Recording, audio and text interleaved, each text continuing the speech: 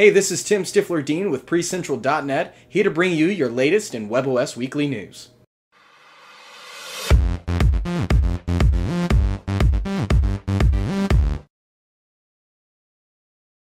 Our biggest news this week is not really the greatest for the HP webOS community.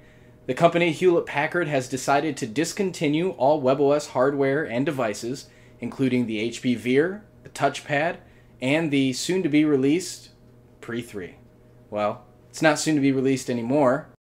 This came as a shock to us in the webOS community, as the HP TouchPad has only been released for the last 7 weeks, and we were getting ready to see rising numbers of sales and more app developers move over to the platform. Hold on, I gotta take this. Hello? If you think you're mad about this decision from HP, think about how this guy feels. Steiner konnte nicht genügend Kräfte für einen Angriff massieren. Der Angriff Steiner ist nicht erfolgt. One webOS fan has taken the infamous scene from the movie Downfall and has shown what Hitler might have said had HP disclosed this information to him while he was preparing for war. It's fitting. Von Jahren alle höheren Offiziere liquidieren zu lassen, wie Stalin! Allein auf mich gestellt. Ganz Europa erobert. Because of the immediate change that has been made, HP has decided to lower the price of the HP TouchPad all the way down to $99 for the 16GB version and $149 for the 32GB version.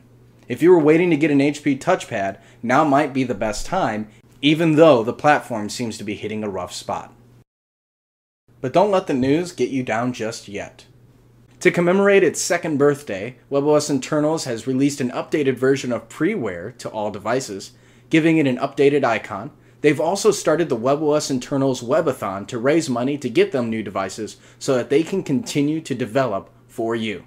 Even if HP isn't updating webOS in the future for these devices, the homebrew development community is here to stay. To try and help clear things up a little bit, Richard Kerris, the Senior Vice President of Worldwide Developer Relations at HP webOS, has sent out a message to all developers. Stay with us. You gotta be in for the long run.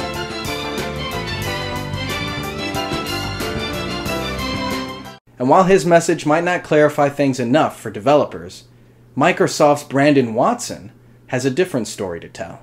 Brandon Watson has put out a message to all webOS developers on Twitter, inviting them to join the Windows Phone 7 platform, bringing their apps over from webOS to Windows Phone 7 and giving them free devices and technical support to help get them started. Let me just be honest here. webOS is still going to be around for a long time to come.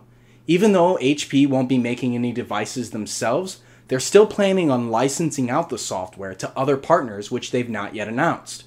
So, if you're a developer and you're still interested in seeing the webOS platform grow, stick with it. Stay with the community, work with us. At PreCentral, we're still alive, we're still kicking, and absolutely join the homebrew team as we can continue to build up this platform.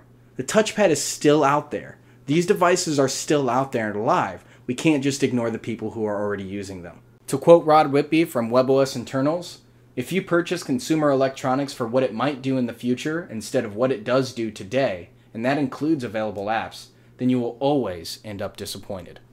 And that brings us to our last bit of news for the webOS community this week. You can log on to PreCentral.net and leave a comment to win one of 2 Bodyguard's Armor protective skins. You can either get one with carbon fibery goodness or just a clear protective skin to keep your touchpad safe from unforeseen accidents. Believe me, I know from experience.